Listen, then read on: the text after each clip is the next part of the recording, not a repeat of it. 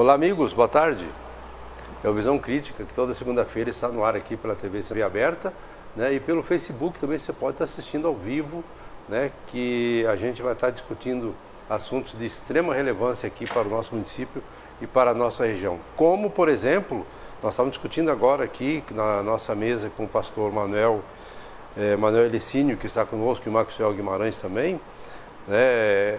As projeções aí das eleições, né?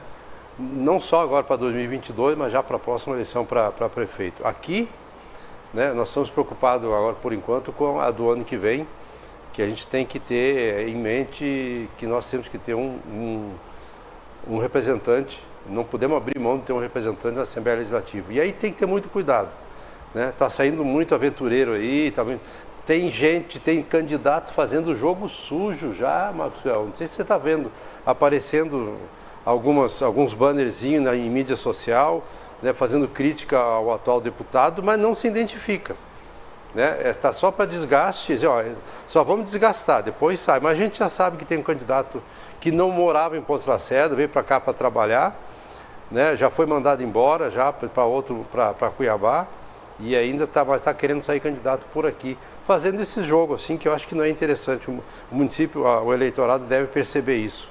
Mas deixa eu dar boa tarde para você, Maxwell. Tudo bem? Tranquilo? Boa tarde, Vieira. Boa tarde, pastor. É um prazer estar aqui mais uma vez, né? Como tradição, toda segunda-feira. E pelo jeito, o final de semana foi com a língua afiada, né? Então, boa tarde. Pastor, tudo bem, né, pastor? Não, mas é verdade, né, pastor? Eu não sei. Eu acho que as pessoas têm que começar a fazer política de forma séria, né? Nós estamos mudando o jeito de fazer política. Fazer política suja, por baixo do pano, né? Põe banner aí, mas não fala que foi eu que estou mandando, aí não vale a pena, né, pastor? Vieira, realmente a gente sabe que na hora H começa a aparecer muito salvadores da pátria, né? Mas que na verdade procura muitas vezes projetar o seu nome descaracterizando alguém, né? Então, se uma pessoa, enquanto candidato, tem coragem de fazer isso com a moral de alguém, eu fico imaginando, se ele for eleito, do que é capaz, né, de fazer uma pessoa dessa natureza. Tá certo. Bom, um desses banners, até já podemos colocar aqui, né, um desses banners que apareceu aí sobre aquela redução de impostos, né, pelo governador Mauro Mendes. Iniciativa do governador Mauro Mendes, né, que vai para a Assembleia para fazer votação, né? E depois, aprovado ou não, né? Porque só quem pode mexer com essa questão financeira no poder público é o executivo, né? O legislativo só pode aprovar ou não aprovar ou reprovar. Não pode aumentar a despesa, não pode reduzir despesa, que isso é competência exclusiva do poder executivo. E aí que eu acho, quem mandou botar esse videozinho, até eu concordo com os termos ali, né? Mas não sim com a forma. Os termos estão corretos. O juro está reduzindo o imposto sobre a gasolina muito pouco. Pode estar. Sobre o diesel, pouquinho, pode estar gás, também. Né? Pode ser mais, né? Podia ser mais, podia ser 10, 20, 30%. Né? Mas isso é um caso do governador Mauro Mendes, que decide em função do quê? Em função da própria situação financeira que ele vê do Estado. Né? E até um problema mais sério para resolver, porque hoje o governo, o executivo, se for fazer uma renúncia de receita, ele tem que tomar um cuidado muito grande, né? Porque pode ser pego pelo Tribunal de Contas, né? Tem renúncia de receita na arrecadação, isso pode ser dado como probidade administrativa, né, Maxwell? Olha, Vieira, em alguns pontos aí eu discordo de você. Veja bem. O projeto de lei é de autoria do governador do Estado, de autoria do Executivo. Mas isso não significa que a Assembleia Legislativa do Estado de Mato Grosso não possa fazer emenda nesse projeto, tanto na redução de impostos, como também na criação de impostos. E o que hoje em dia deixa a população mato-grossense indignada é que vai taxar novamente a energia. Vai taxar novamente a energia solar. E alguns deputados hoje estão pagando o pato, não é porque vai votar a favor ou vai votar contra, é porque não assumiu a sua responsabilidade ou a responsabilidade, Vieira, de discutir esse projeto. Esse projeto precisa ser discutido, ele precisa passar por audiências públicas, porque hoje o que está acontecendo, se taxar em 17%, é isso, né? A energia solar, mesmo com todas essas reduções aí no diesel, na gasolina, no gás de cozinha, a população fica sendo prejudicada. Porque hoje tem muitas famílias, hoje inclusive, financiando esse projeto de implantação de energia solar. E caso isso aconteça, isso não será mais viável para a família de baixa e de média renda no estado de Mato Grosso. E isso preocupa bastante, porque várias empresas investiram dentro do nosso estado, pensando automaticamente já nessas famílias aí de média renda, né, a população de classe média. E infelizmente esse projeto chegou na Assembleia Legislativa e os deputados ainda, espero que isso aconteça, e aí eu quero chamar a atenção aí do representante de Pontes Lacerda, do deputado Valmir Moreto, que é importante ele chamar os demais deputados nessa responsabilidade, porque nós não podemos aceitar. Eu acho que taxar a energia elétrica, a energia solar, Vieira, precisa sim, precisa ser taxado. Agora em 17% é muita coisa. Se você colocar, vai reduzir o combustível em 2%, o gás de cozinha em 5%, e vai aumentar, quer dizer, vai reduzir o quê? Vai reduzir de um lado 7%, 8%, mas vai aumentar do outro 17%. Então, é uma medida que tem deixado a população aí atenta nessa situação, e eu acho que não é só o Moreto, não, todos os deputados têm a responsabilidade de chamar esse projeto aí, chamar o governador, chamar o executivo para discussão. E quem correr da discussão vai levar taca. Isso não é segredo para ninguém, né? Tem muitos que não gostam de apontar o dedo, não gosta de apontar a cara, mas eu digo a verdade. Se isso acontecer, Moreto, pode colocar a barba de molho. É mais um desgaste que o senhor tem junto com a população do estado de Mato Grosso. O que o senhor acha, pastor? Vieira, o que me preocupa é que realmente não...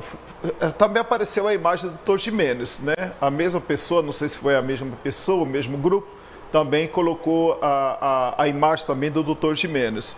Eu acho que a imagem dele está sendo exposta. Eu acho que quando a minha imagem é exposta, eu tenho que procurar o mais rápido possível sanar a dúvida, vir a público e dizer, né, a outra versão, senão de repente pode prevalecer essa que está aí postada aí nos grupos sociais. Mas o que me preocupa, Vieira, eu acho que essa questão que o Maxwell colocou aqui, é a questão da energia solar. Eu creio que deveria haver incentivo para esse programa. Nós já temos, historicamente, não é o primeiro ano, se você passa de X consumo, você pode passar de categoria, vai para a vermelha, onde você sofre um reajuste automaticamente por causa do seu consumo. Agora, de um tempo para cá, ficou mais evidenciada a questão da crise hídrica, né? A questão das represas, nossas energias sendo produzidas por essas usinas, né? Onde precisa de água, então com a crise hídrica. Então nós já temos pelo menos dois motivos que faz as pessoas pensarem. Agora nós estamos colaborando com o governo, né, aderindo a esse novo sistema que é a energia solar. Eu acho que deveria haver um incentivo, né, para que você também coloque na sua empresa, na sua escola, nas repartições públicas, no comércio, na indústria, energia solar. Então, nós já somos super taxados. Mato Grosso, pelo que até nós sabemos, o índice de imposto, né, de circulação de mercadoria é um dos mais altos do Brasil. Era 27%. Da energia é mais caro, de combustível é mais caro. Então, agora vem mais uma, né? Não importa talvez o percentual, porque é irrisório mesmo, né? Redução de 1%, 2%, 5%, e aí vem a taxação da energia solar em 17%.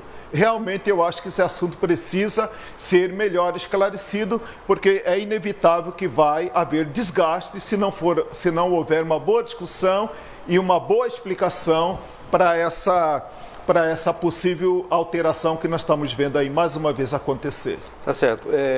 Quem também está discutindo isso, né, e está mandando um WhatsApp para mim, por isso que eu estou de cabeça baixa agora aqui, é o Ferrugem.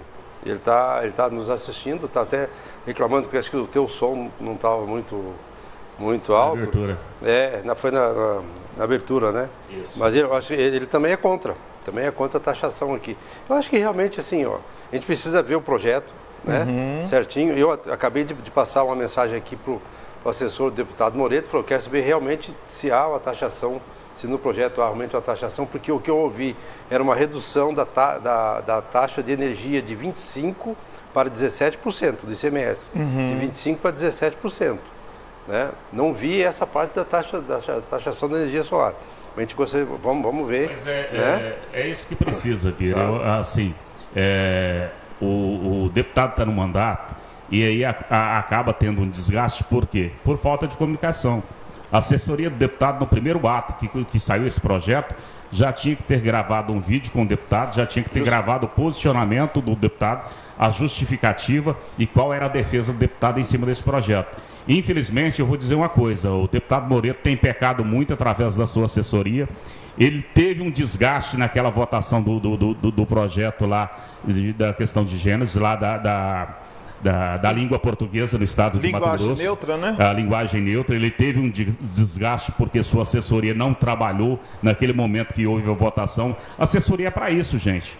A assessoria é para que na hora que o deputado ou aquele parlamentar, ou seja, quem for, esteja tratando de um assunto, a assessoria tem que estar lá para esclarecer. Mas, infelizmente, nos últimos tempos, o que a gente vê é o deputado Moreto vir aqui na TV apagando incêndio, ou na imprensa apagando incêndio que não precisava acontecer. Ele tem que ter alguém, a sua assessoria de imprensa, a sua assessoria tem que estar atenta nos projetos que estão passando pela casa, na votação do deputado. Se são polêmicos ou não. Se são polêmicos ou não, e a partir do momento que o deputado posicionar o seu voto, a assessoria tem que estar atenta para que possa levar ao conhecimento da população de Poço Lacerda. Porque às vezes o deputado leva a culpa de alguma situação que não aconteceu. E nós que estamos aqui do outro lado, nós que estamos aqui da imprensa, você sabe muito bem, Vira, que a gente não deixa passar batido. A gente cobra posicionamento e aí depois o deputado tem que vir explicar. Então a assessoria do deputado precisa estar mais atenta, porque, se eu não me engano, já é a segunda ou terceira vez que o deputado aí tem que correr para apagar incêndio e que a assessoria poderia ter cuidado desse projeto no momento da votação. Tá certo. Ainda um pouco sobre essa questão da linguagem neutra, o Maxwell, eu acho que o argumento que ele usou aqui publicamente, eu acho que contribuiu negativamente para a imagem dele. Porque diante de um projeto que tão importante, que eu julgo tão importante, está acontecendo, como é que eu saio para uma atividade paralela? Então, essa minha atividade paralela passa a imagem de que é mais importante do que a minha presença lá. De a minha atenção, a minha dedicação está ligado, antenado naquilo. De repente, por causa dessa posição dele, que talvez ele agora tem que explicar o que aconteceu, né? Então é muito desagradável quando eu tenho que explicar sempre, né, as minhas ações, explicar. Horas ali do seu lado para que possa esclarecer a população de fato o que realmente está acontecendo. Veja bem, você citou uma situação aí que ninguém sabe, Vieira.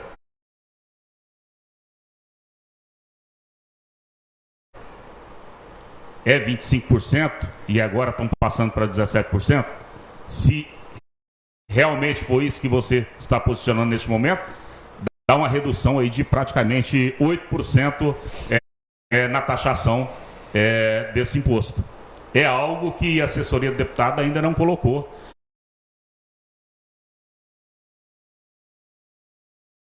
Nem na imprensa e nem nas redes sociais.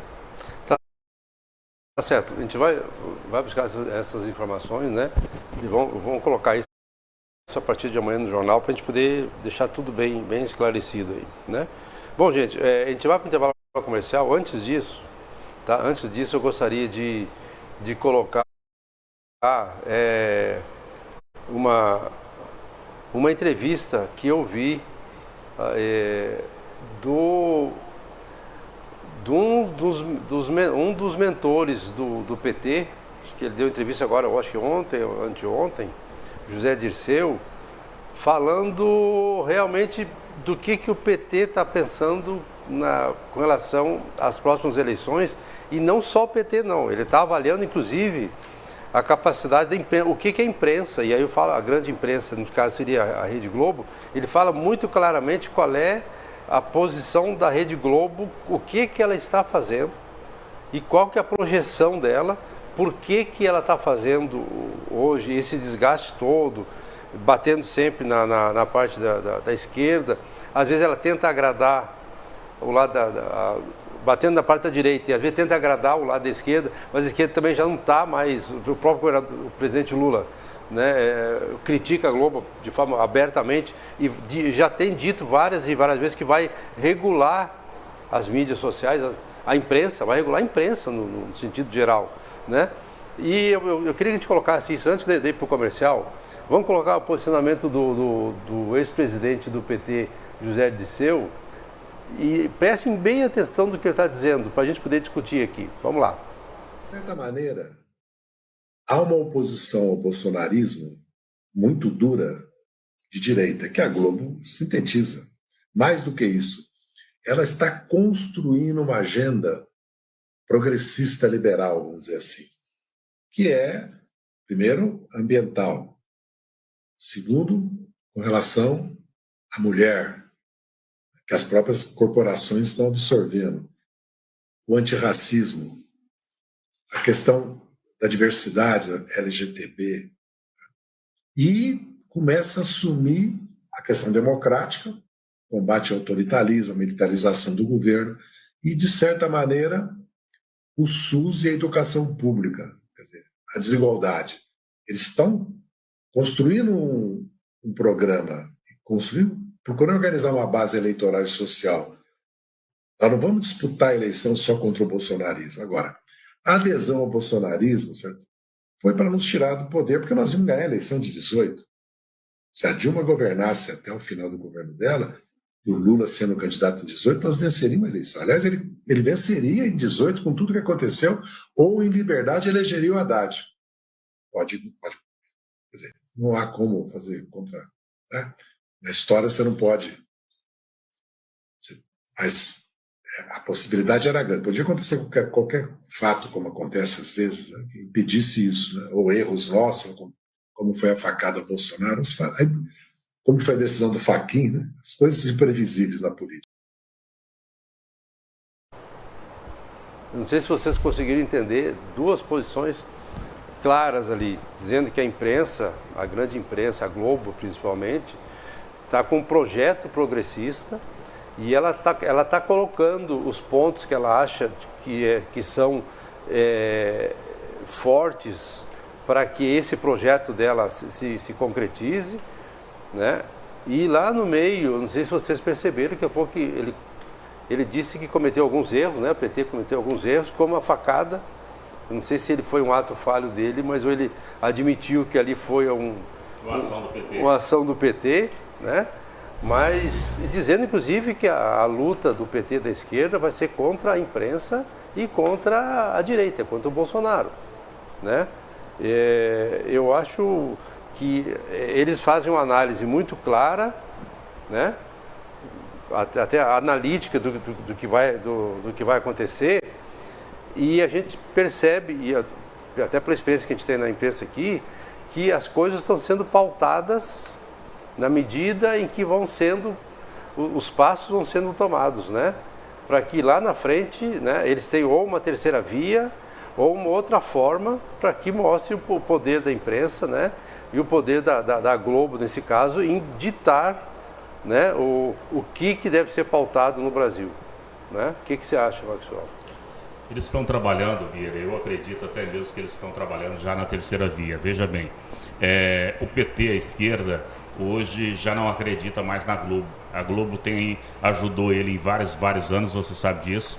A gente que acompanha a política há muito tempo, o quanto a Globo ajudou o PT e ajudou a esquerda, mas hoje a esquerda já não confia mais na Globo. E a Globo hoje tem um adversário ferrenho, adversária ferrenha da direita do presidente Jair Bolsonaro. Então hoje o que resta para a Rede Globo, para a grande mídia, Jornal Globo, a Rede Globo, o Grupo Globo de Comunicação, é fabricar alguém. é ter uma terceira via para que possa haver uma luz no fim do túnel, porque o PT já não confia mais neles. Bolsonaro é inimigo, não é nem inimigo político, é inimigo pessoal do Grupo Globo. Então fica cada vez mais difícil pensar em uma opção entre os dois. O que você acha, pastor? Vieira, nós sabemos que alguém, há poucos dias, conversando sobre esse tema, ele falou assim que nós vivemos no Brasil atualmente o efeito chacal. Aí, tentando entender melhor o posicionamento dele, ele colocou, houve alguém na França, em uma determinada altura da história, que era inimigo comum, o homem mais procurado da França. E eles tentaram eliminar Chacal várias vezes, não conseguiram. E tiveram que libertar um preso, e foi o preso que derrotou Chacal. Há alguma semelhança na história do Brasil? Entendeu? Temos um inimigo comum. Já tentaram de várias maneiras. E lançam pesquisa. Logo que trabalha o nome, lançam pesquisa. De repente não decola. Até agora a gente percebe quem decolou e quem não decola. Já tentaram com vários nomes. Então, eu vejo que tudo é possível. Agora, a gente ouve também, e isso eu faço uma pergunta, né? E perguntar, eu creio que ainda não ofende. Mas a gente vê agora o próprio membro da STF, né, palestrando e falando que no Brasil agora existe o semipresidencialismo. Aí eu faço 3 perguntas dentro de uma só. Isso é uma fake? Pode ser considerado uma fake? Porque constitucionalmente a gente sabe qual é o sistema de governo do Brasil. É uma fake? É um atentado contra a democracia?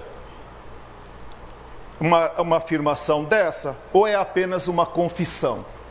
Eu creio muito na terceira opção. É uma confissão. Eu também acredito em confissão. Desde o início da pandemia, a gente já percebe a PL 2630, um senador sai do Brasil para procurar como modelo de projeto de lei a Rússia. Qual é a tradição democrática da Rússia? Para inspirar o Brasil numa lei contra fake news. Então a gente percebe, Vieira, que realmente há muita coisa aí que tá rolando, né, e que não vem à tona. Hora e meia a gente vê os sinais, uma pista. Aí ele percebe que se essa pista colou, vai que cola, né? Como diz a gurizada, vai que cola. Então até agora estão procurando alguma coisa que cole, que vai colar. Né? Então, eu creio que tudo é possível. Agora, o que eu achei interessante também, Marcelo, só um pouquinho. Esse tema do semipresidencialismo, eu quero que a gente tenha mais tempo para a gente discutir isso aqui. Tá? Pode ser depois do comercial? Pode. Eu só não entendo porque isso não foi discutido aqui no Brasil e os nossos ministros tiveram que ir para Portugal para discutir esse assunto. Pois é. Curioso, hein? Quem governa o país, né? É o Poder Judiciário, que não foi eleito. Né? Mas está lá fora discutindo. Esse tema a gente vai discutir depois do intervalo comercial. A gente já volta. E se o melhor para você também for melhor para todos? Existe alternativa. Escolhendo o Sicredi, você une as suas necessidades financeiras. E o assunto continua aqui no intervalo comercial. Do ex-presidente do Tribunal Superior de Justiça, né? É isso mesmo, né? STF, né? Supremo Tribunal de Justiça, né? Fora do Brasil, lá na Europa, comentando, né, sobre a situação da democracia no Brasil, e onde ele foi muito claro de que o que nós estamos vivendo aqui no Brasil não é uma democracia plena, não é um sistema de presidencialismo como está na Constituição, como já passou um plebiscito, inclusive, né, já teve um plebiscito alguns anos atrás, da onde nós, né, optamos lá pelo sistema de presidencialismo, que era pelo parlamentarismo ou também pela monarquia. E é interessante ver que a nossa Constituição, ela diz que o poder é exercido por aqueles que são eleitos pelo povo. Então, quem é eleito pelo povo? O presidente e os membros do executivo. O membro do judiciário não tem eleição. Então, eles são aquele que deve resguardar o cumprimento da Constituição. Inclusive, eu até fico imaginando o momento perigoso que nós estamos vivendo, porque quando o Executivo também toma posse, ele diz: eu prometo guardar e fazer guardar a Constituição Federal. Então, quer dizer, se alguém é moderador, de certa forma, é o próprio presidente da República. Porque está dizendo, numa hora de crise institucional, eu vou cumprir e fazer cumprir a Constituição. Né? Como o prefeito, como o governador também promete. Então, quem exerce esse poder de moderação, de administração de crise, se tem algum poder moderador no Brasil que não tem explicitamente na Constituição, seria o próprio presidente, governador, prefeito, né, que são eleitos, empossados com essa promessa de cumprir e fazer cumprir a Constituição. E quem tem o dever de fiscalizar, mudar e qualquer tipo de mudança na nossa Constituição é o Parlamento, ou seja, o Senado ou o Congresso Nacional, partindo, lógico, de projetos de autoria do Executivo. Então, isso preocupa bastante quando você vê o Judiciário fora do Brasil discutindo alguns assuntos que seria tratado diretamente com o presidente da República. Ô Vieira, eu faço aqui uma pergunta. Pelo que eu percebi, parece que quem estava lá era o Lira ou era o Pacheco? Ele estava acompanhado. Então, se eu sou judiciário acompanhado de você que é legislativo, significa que você calou, estava do meu lado? O Gilmar Mendes estava presente, se não me engano, o Lira. Presidente da Câmara. Presidente da Câmara também estava presente. E tinha alguém também, tinha representante do Senado também, do Senado da República, do Senado Federal, tinha representante lá também, só não me lembro quem. Só que o Lira, o presidente da Câmara, né, ele falou dizendo que ele é candidato para a reeleição, que ele não depende do Bolsonaro para a reeleição dele, e que uma das bandeiras dele é frear o judiciário. Né? Ele ouviu, mas aqui no Brasil ele já falou isso. Ele falou: nós temos que dos próximos passos do Congresso é dar limites ao judiciário. Porque realmente o que o ministro Dias Toffoli falou foi realmente um absurdo que não se fala. Ele pode até ter articulado isso, né? Então, o STF deve estar todo articulado para isso aí. Vieira, por isso eu fiz a pergunta. Se eu estou falando uma coisa que não é real, eu estou propagando uma fake news. Se eu estou dizendo que alguma coisa no Brasil não é e constitucionalmente é outra coisa, eu estou fazendo um ato antidemocrático. Estou atentando contra a Constituição Federal. Por isso que eu perguntei, pode ser considerado fake? Porque Brasil é presidencialismo, né? Pode ser considerado crime, né? Por quê? Porque não houve nenhuma consulta. A última consulta, Maxwell fez referência aqui, né? Se nós queríamos continuar no sistema que nós estamos ou queríamos mudar. Então, houve um plebiscito, uma consulta popular. Aí, de repente, eu duro uma corda e falo: o Brasil não é mais presidencialismo, o Brasil agora é semipresidencialismo. Mas desde de 88, né, que foi promulgada a nossa Constituição atual, até agora, então, Fernando Henrique, Lula, Dilma, Temer, todos foram semipresidencialistas? Então, e de repente, agora como que se tornou? Qual é o plebiscito? Qual é o meio legal para a mudança disso aí? Então, realmente por isso que faço a pergunta, né? Aos procuradores de fake news. É fake news? É um atentado contra a democracia? Aí você coloca, por exemplo, falar que o legislativo vai frear. Rapaz, eu acho que legislativo no Brasil, pelo menos nível federal, ele não está freando, não sei, talvez nem a casa dele eles não freiam mais. Agora, frear o judiciário, olha só, prendeu Daniel Silveira. Nunca vi o processo de Daniel Silveira. Cadê o processo dele? Aí, de repente, libera ele. Peraí, mas ele não tinha pena para cumprir? Como que libera assim? Eu liberei? Não, ele liberou porque aqui está o processo, você vai ficar preso por tanto tempo, então legalmente você está... Não, eu resolvi te liberar.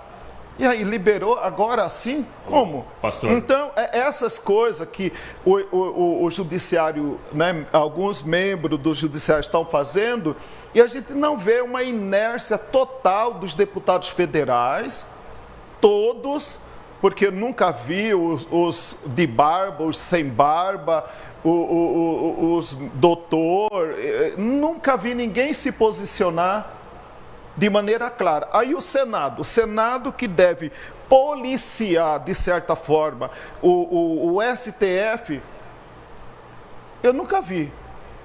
Então, lá no início foi baixado o decreto, prende, solta.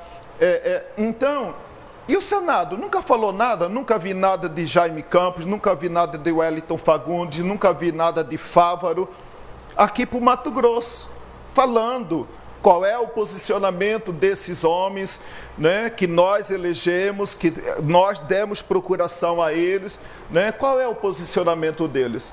Então, na verdade, hoje o Brasil está troncho, tem dois poderes, né, um poder superior, que é a Suprema Corte, o Executivo, que está como elemento de segunda categoria, e o Legislativo, que não sei o que está fazendo. Mas lá atrás, Vieira, só um minutinho, lá atrás, o Supremo já demonstrou a sua força e já demonstrou quem manda. Quando saiu o mandato de prisão do deputado federal Daniel Silveira, que ele foi preso, foi no julgamento lá no Senado. Eles não tiveram coragem de votar contra o Supremo. E todo mundo calou a boca. Deputado Daniel, ele foi liberado agora, o deputado foi liberado agora, né? Uhum. Tá lá, tá liberado, mas qual foi o acordo? Ele não pode dar entrevista, ele não pode se manifestar, ele não pode utilizar das redes sociais, quer dizer, acabou. E aí, quem dos demais deputados ou senadores tiveram a coragem de se manifestar? Contra o deputado, ou a favor do deputado, contra o Supremo, ou algo nesse sentido. Ninguém teve. O senhor sabe por quê, pastor? Quem está lá tem um caminhão de processo engavetado lá no STF. Quem está lá no Congresso Nacional, quem está lá no Senado, 99% de senadores e deputados federais têm processo no STF. E hoje esses processos são utilizados como barganha, né? Instrumento de barganha para que, olha, se você começar a falar do Supremo, seu processo vai andar. Se você algo que desagrade um dos ministros do STF, as coisas começam a pender para o seu lado. Pegaram o Daniel Silveira, foi um boi de piranha naquela oportunidade e todo mundo ficou com medo. A verdade foi essa. Bom, eu acho assim, ó, que há uma inversão, há um esquecimento aí por parte dos que recebem mandato eletivo, porque esse mandato é de representação, né? Não é nem de procuração, é de representação, você está representando. Quando você representa, você não pode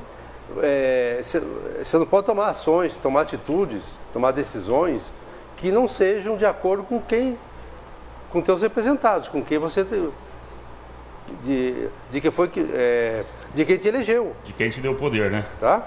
Então, e isso a gente pode olhar assim, ó, a partir da Câmara de Vereadores, o prefeito, deputado estadual, federal, senador, todo mundo. a partir do momento que se elegeu, ele fala assim, ó, eu fui eleito, né? Vai lá para sentar no alto e sublime trono, né? Seja na Câmara, ou seja no Executivo, seja no Legislativo, seja no Executivo, e a partir dali, o povo não é ouvido nunca. Na minha percepção, primeiro é o seguinte, ó, no Legislativo, o vereador tem uma matéria sobre aumento do... coleta de lixo, vamos botar porque vai aparecer daqui uns dias agora, daqui uns dias, aí vai aparecer uma leizinha aí de coleta de lixo aqui para Pontes Lacerda, tá?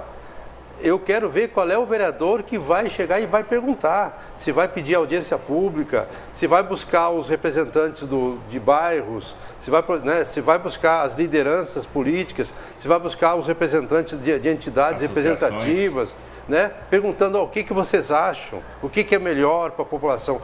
Isso é o papel do legislador, né? Agora, ele assumiu, ele vai lá e diz, vou votar contra, eu sou a favor do prefeito, voto pelo prefeito, vai lá e vota. E acabou o problema. O próprio executivo mesmo, né? Às vezes senta na cadeira dele, como eu falei lá no alto e sublime trono, como fosse rainha da Inglaterra, aqui eu decido de acordo com a minha cabeça. Que minha cabeça? Ali ele representa a sociedade. Ele não mudou. Nós não mudamos o poder continua com o povo. Esse que deve ser o conceito, né? Essa deve ser a preocupação dos senadores, como o senhor falou ali. O que o senador fala? O senador tem que ouvir, ele tem que ligar para as lideranças, saber o que vocês estão pensando e vai votar de acordo com a população. Mas eles assumem, e aí entra a sede e a sanha pelo poder. Ô Vieira, eu já falei e volto a frisar com muito carinho, com muita preocupação. Novamente em Ponte Lacerda, eu vejo muitos vereadores que serão vereadores de um mandato só. Não vejo saída para eles, eu acho que está ainda em tempo de cumprir o seu papel, a sua função social. Mas parece que quando eu sou candidato, o meu discurso, o meu comportamento é depois que eu assumo o poder, eu não tenho mais compromisso com aqueles que me elegeram.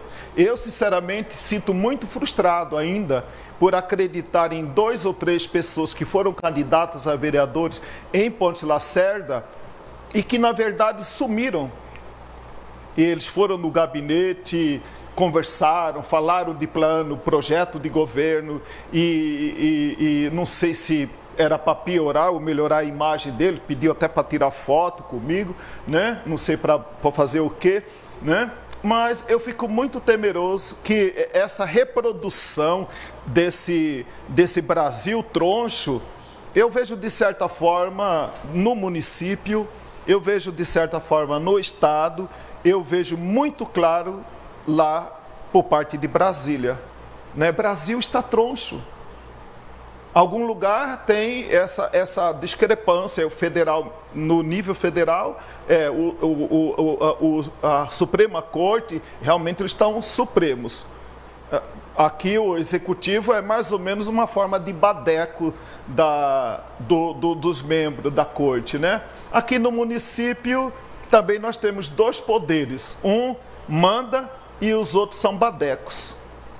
A leitura que a gente faz, assim, da relevância deles enquanto cidadãos, para discutir, para mostrar para a população para que eu fui eleito. Eu fui eleito para proteger Vieira, eu fui eleito para proteger, eu tinha plano. E o meu plano mudou, por que mudou? Então, né?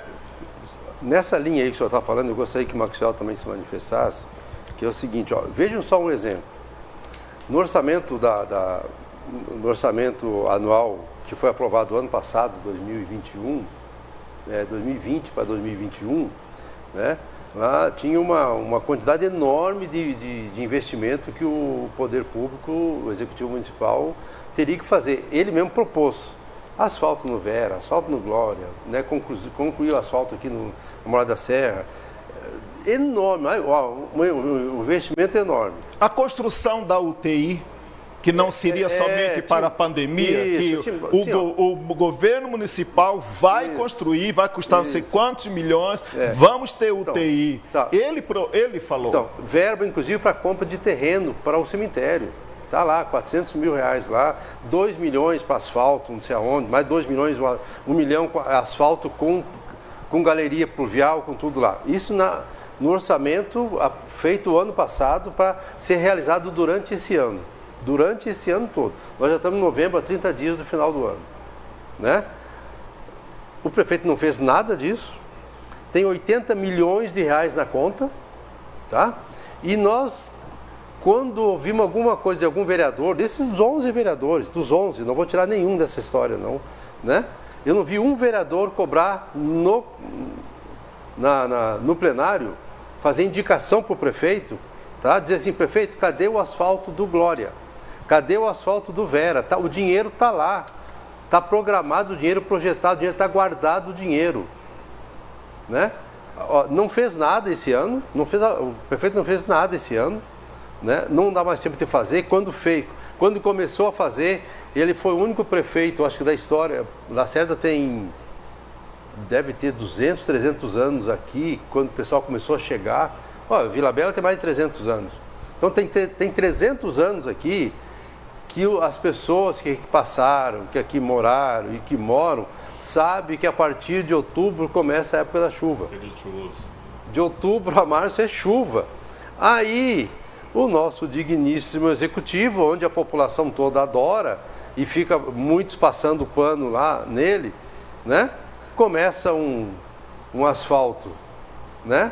Em pleno mês de chuva, né? Nem o secretário de obras, nem engenheiro, ninguém sabia que em Ponce Lacerda chove a partir do mês de outubro. Jogou dinheiro fora, foi dinheiro pelo ralo, né? Foi dinheiro pela avenida jogado fora. O vereador não perguntou e não vai perguntar esse dinheiro, quem vai pagar esse dinheiro? Quem vai pagar? Jogou fora e acabou o problema, porque a Câmara não vai fazer nada. Quer dizer, não fez nada esse ano e agora eu recebo hoje aqui, um convite do presidente do Kleber Sela, um convite para dia 25 de novembro, às 9 horas da manhã, no plenário Walter de Oliveira, da Câmara Municipal, para discutir a elaboração da lei orçamentária anual para o ano que vem. O prefeito não cumpre desse ano, vai fazer uma brincadeira lá, vai fazer, vou fazer de conta, vou cumprir a lei para dizer, vou botar um orçamento qualquer lá na história e fica por isso mesmo. Né? E esses vereadores, principalmente o presidente Kleber Sela, ele devia de se envergonhar de mandar um negócio desse aqui, tá? Quando nem sequer cobrou, nem sequer está dizendo assim, o que o prefeito fez e o que o prefeito deixou de fazer. E por que o prefeito tem 80 milhões na conta e as obras não aparecem. Né? O presidente da Kleber Sela é o principal, ele é o principal serviçal do prefeito Alcino Barcelo. Ele é o principal. Ele realmente entregou a chave da Câmara para o prefeito, deixou que lá virar um puxadinho, né? E hoje tem um papel secundário, obscuro, né? Dentro da política aqui de Ponce Lacerda. Eu já disse, Vieira, que não sei como que isso está em outros municípios, mas ultimamente aqui no município acabou o controle social. Não tem ninguém exercendo o controle social das verbas públicas. Não tem. Os poucos que tinham foram silenciados. Não sei, eu compartilhei com vocês porque eu conheço a pessoa, conheço o envolvimento dele na causa, do senhor Léo com o seu Alzerino, que lutou para implantar, para acabar com o sofrimento das pessoas que passam metade do ano tendo que passar na estrada. Olha o sofrimento, eles já vão sofrendo, porque tem que fazer a transfusão, tem que fazer aquele procedimento da hemodiálise lá em Cáceres. Metade do ano eles passam viajando nesse trajeto, entendeu? Ele era também membro do Conselho de Saúde e não estava ali somente para criticar, mas estava ali para propor ações e contribuir, como ele fez. Criou uma associação, eles foram banidos do Conselho Municipal de Saúde Então, e isso aí teve anuência da Câmara. Não só agora, também lá mais atrás, teve anuência. Quem teve maior ou menor, eu desço para cada um, faça o bom uso da carapuça.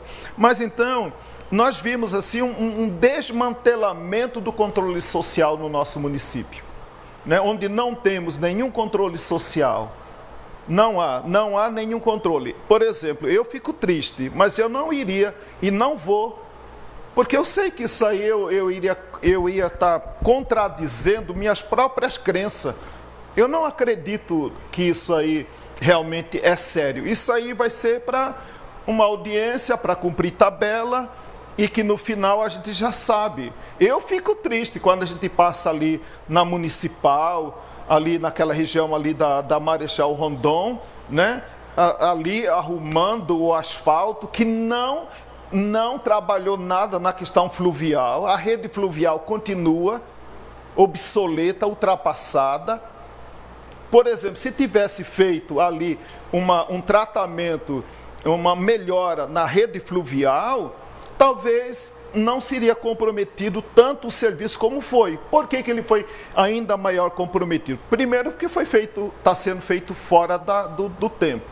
E o segundo, não se olha para a questão de saneamento básico em Ponte Lacerda. Continua esse sistema de esgoto nosso. Quando foi a última reforma nesse sistema de esgoto, de saneamento sanitário, de água fluvial, feito no nosso município? Mas pastor, aí o senhor está querendo demais. O senhor acha que político vai colocar dinheiro embaixo da terra onde não aparece? É muito melhor botar asfalto, gasta muito menos, faz uma camadinha de asfalto, aí todo mundo bate palma, vibra, né? Dura 1 ano, 2 anos, e depois vai ter que fazer de novo, gasta de novo, né? Aí eu acho que é muita pretensão sua querer que se faça as coisas muito certas, tudo certinho, onde se coloca dinheiro. A minha preocupação toda, Maxwell, é o seguinte, ó, o que fazer nesse orçamento do ano que vem, quando tem 80 milhões guardados na prefeitura lá? Na verdade, essa audiência pública é para cumprir a lei, né, Vieira? E esse recurso todo que o Executivo hoje segura, ele vai utilizar esse recurso a partir de 2022, claro, buscando os ganhos políticos para a eleição do ano de 2022. Todo mundo sabe disso.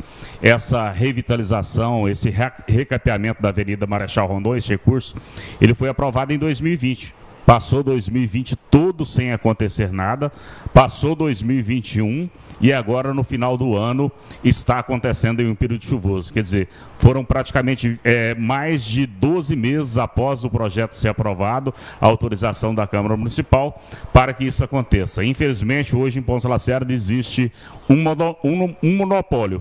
Alguém que manda, um que manda e os demais obedecem. E hoje, infelizmente, foi criada um enigma dentro de Ponte Lacerda que quem questiona o Executivo Municipal atrapalha o seu trabalho e é oposição. Ao seu trabalho e atrapalha o desenvolvimento de Ponte Lacerda. Isso aconteceu no passado, continua acontecendo com 1 ou 2 vereadores que têm cobrado, no caso do Carlinhos, o Rogério Leller.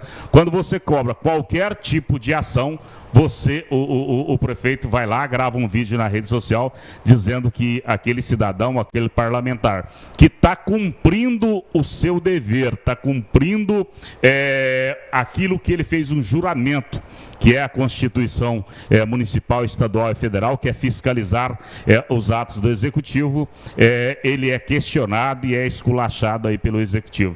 Então fica nessa situação, as obras continuam inacabadas. Você tem aí uma praça na Vila Guaporé que foi lançada, o pastor acompanhou muito, foi lançada pelo ex-prefeito Nilton Mioto quando estava encerrando o mandato, passou o mandato do Donizete quando ele estava organizando o projeto, refazendo o projeto, adequando o projeto à realidade ali do bairro, e o prefeito passou 4 anos, não executou, não deu continuidade na obra, já passou mais 1 ano também, não deu continuidade, e são dezenas de obras paralisadas. Em contrapartida, nós temos 80 milhões em caixa. E um projeto, Vieira, que poderia custar apenas em torno de 8 a 10 milhões de reais, que é o projeto das marginais ali da BR-174, o prefeito não consegue nem contratar uma empresa para pelo menos elaborar esse projeto para ir em busca de recursos. Estava conversando semana passada com alguns empresários aqui de Ponce Lacerda, veja bem, quem passa na nossa BR-174, Vieira, não conhece, não sabe a realidade de Ponce Lacerda. Não conhece e não sabe o potencial que tem o nosso município. Por quê? Porque a entrada de nossa cidade, tirando as empresas que estão investindo, é uma entrada decadente. É uma entrada suja. Não tem nada que atrai o investidor para falar, não, eu vou conhecer essa cidade, eu vou investir em Ponce Lacerda.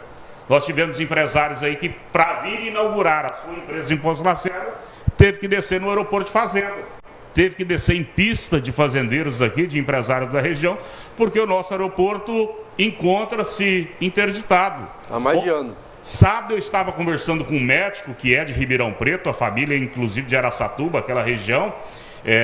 Ele quer investir em Ponce Lacerda, está atendendo na região, mas enfrenta dificuldade. Por quê?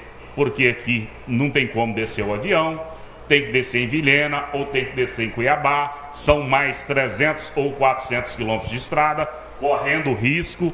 Então, quer dizer, falou Maxwell, olha, eu tenho um sonho de investir nessa região, conheci Ponce Lacerda, é uma cidade linda, mas infelizmente a gente precisa de infraestrutura porque nossa família não vai sair de São Paulo para vir morar no estado de Mato Grosso, principalmente aqui em Ponce Lacerda, mas nós temos interesse de investir aqui, mas precisamos de infraestrutura.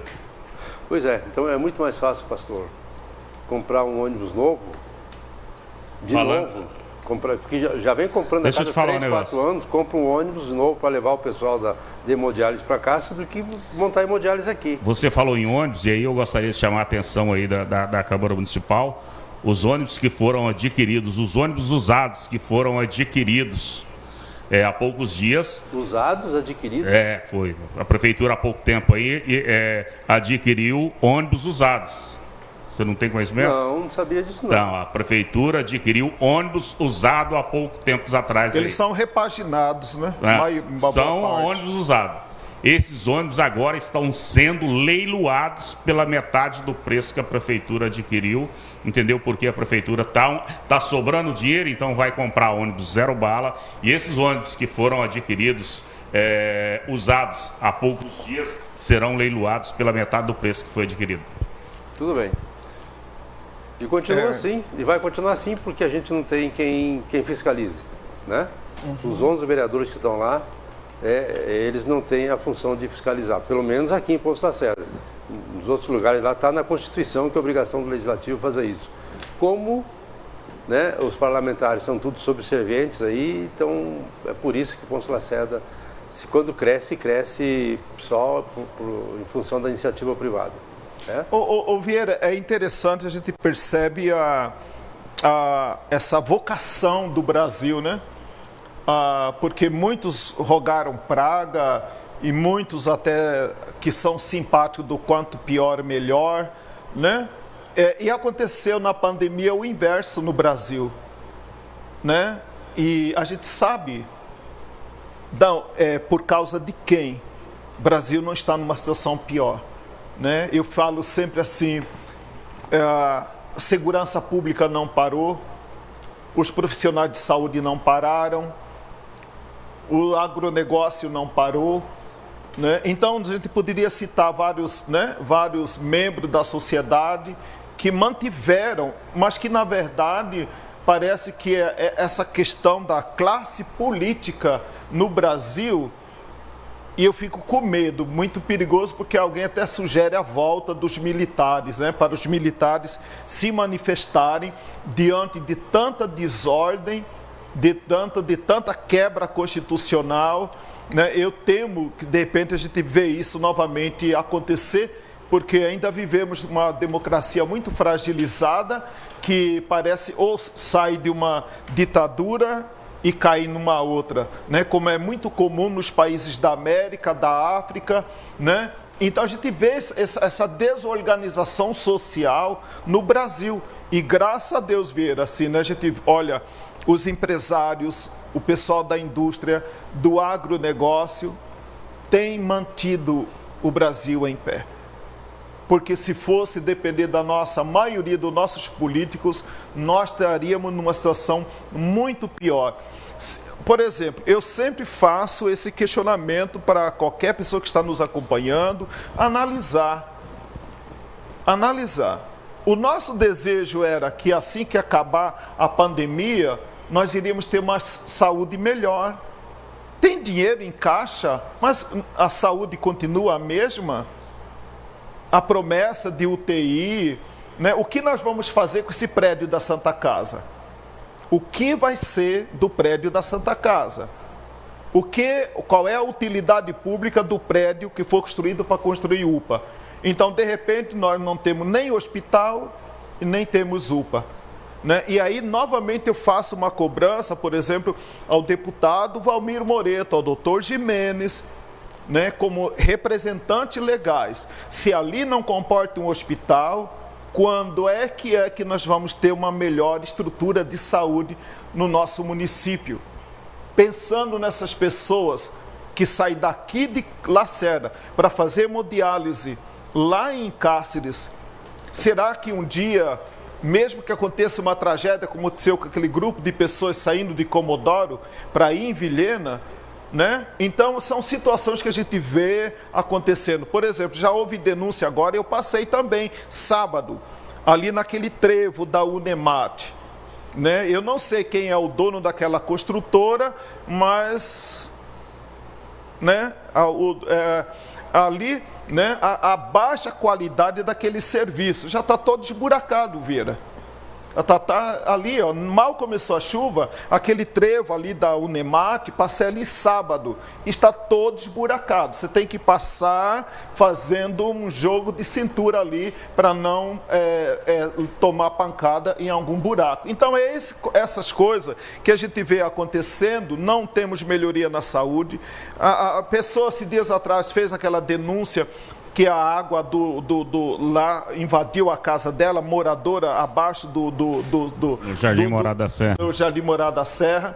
O problema da UPA não se resolve, o problema do cemitério não sai do papel. Aquele lá que é o verdadeiro fumódromo em Lacerda, volta e meia, esse dia atrás teve a morte de uma pessoa lá.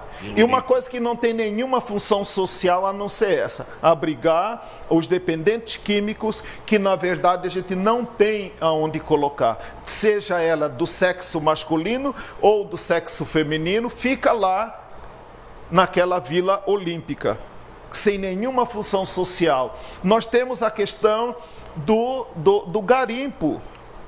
Aí o pessoal fala ilegal. Ilegal por quê? Não tem nenhum meio de legalizar aquelas pessoas. Porque quando eu legalizo, eu autorizo você a trabalhar, mas você vai ter que cumprir algumas normas, Vieira. Lá ninguém cumpre norma porque não existe norma. E estão acabando com o Rio Sararé. Então, assim, a gente não vê nenhuma mobilização, a gente não vê... Não é que estou contra quem está lá, o Maxwell. Eu acho que quem está lá tem que ser analisado com carinho, né? E simplesmente vir a público falar que é um garimpo ilegal. Mas até quando essas ilegalidades estão debaixo do nosso nariz e parece que as coisas vão continuar assim, sem nenhuma mudança, nenhuma perspectiva. Né? Como eu disse, aqui quando foi asfaltar, melhorar, amém, vamos melhorar o asfalto sim, mas ali a gente sabia que era apenas uma coisa assim que vem de, né? Mas que ali o saneamento básico, as galerias fluviais dessas ruas não são levadas em consideração. Então realmente isso causa muita aflição para a gente que mora aqui, né? E ver que quem poderia fazer alguma coisa... Tá certo. Eu acho que com esse momento de reflexão do pastor aqui, né, eu acho que a gente só tem uma saída, uma alternativa, pastor. É a ação do Ministério Público. Quando o Ministério Público resolver, decidir, e quando puder, né, de repente, começar a olhar essa série de problemas, né, e começar a fazer exigir que essas coisas sejam feitas, até porque é papel do Ministério Público, ele é o curador da causa pública, né? Então, quando ele começar a agir, talvez de repente a gente comece a ter alguma coisa, alguma esperança, alguma expectativa. Agora, também não quando há um crime de improbidade administrativa, claramente como aconteceu no caso daquela ação, daquele processo da anunciata, daquele contrato de esportes, né? Quando claramente ali é um crime, claramente era um crime, claramente um crime, o prefeito vai lá, paga 10 mil reais e acabou o problema, está tudo certo e não se fala mais nada. Acabou o processo, está tudo bem, tudo tranquilo. Aí as coisas ficam difíceis, né? Infelizmente. Obrigado, Maxwell. Obrigado, Vieira. Boa tarde para os nossos telespectadores no final. Não, só quero agradecer mais uma vez, dar uma boa tarde, parabenizar a Associação Comercial e Industrial de Pontes Lacerda, toda a sua diretoria. Sábado nós teremos um grande evento premiando os empresários de Pontes Lacerda, aquelas pessoas que trabalham, geram emprego e renda para o nosso município. E aí, Vieira, nós precisamos aí valorizar não só os nossos empresários e também a Associação Comercial, através da sua pessoa, através da diretoria da associação, que tem feito um trabalho diferenciado para que o nosso comércio seja cada vez mais forte, mais valorizado, gerando emprego e renda para a sociedade pontes lacerdense. Então, quero aqui, em seu nome, parabenizar todos os empresários que serão homenageados aí no final de semana no grande evento da Associação Comercial. Boa tarde, pastor. Obrigado. Obrigado, Vieira, pelo convite, né? É um prazer estar aqui. E o Maxwell citou lá um pouquinho ali atrás, Maxwell, e também o Vieira fez, de certa forma, uma menção. Mas eu creio, o Maxwell, que as pessoas sérias, elas usam de bom senso para fazer julgamento. Agora, sabemos que sempre temos algumas pessoas que não usam de bom senso. Então, nós estamos sujeitos às críticas também. Né? Mas a paz que nos traz aqui é que lutamos por uma Ponte Lacerda melhor. Tá certo, obrigado. Quero também agradecer aos empresários, né, que foram aí, através de uma pesquisa, foram escolhidos os melhores aqui de Pontes Lacerda, como o Maxwell comentou, né? São 72 empresas e mais 8 lideranças, personalidades que vão ser homenageados lá. Vai ser homenageada a empresa rural de excelência, e que é uma grande empresa, que todos os prêmios têm uma justificativa muito plausível, né? Eu não posso dar detalhes porque esses aqui as pessoas não sabem ainda quem serão os contemplados lá. Então, mas vai ser a empresa rural de excelência, o empresário do agronegócio. Uma empresa vai receber o prêmio de responsabilidade social, vai ter o prêmio para o jovem empreendedor, né, para o professor do ano, para o empresário do ano e também para a personalidade do ano. Todos eles serão contemplados numa grande festa, com mais de 500 pessoas, já tem mais de 100 mesas vendidas já. Então já está tudo pronto, tudo aguardando para fazer uma grande festa com requinte, com glamour, né, para acolher essas pessoas, esses empresários que merecem, né, pelo trabalho, pelo esforço, né, estão carregando o Pontes Lacerda nas costas. Tá certo? Obrigado, Maxwell. Obrigado, pastor. Obrigado a você que ficou conosco até esse momento. A gente promete voltar semana que vem, se Deus quiser, a todos nós. Uma bela semana.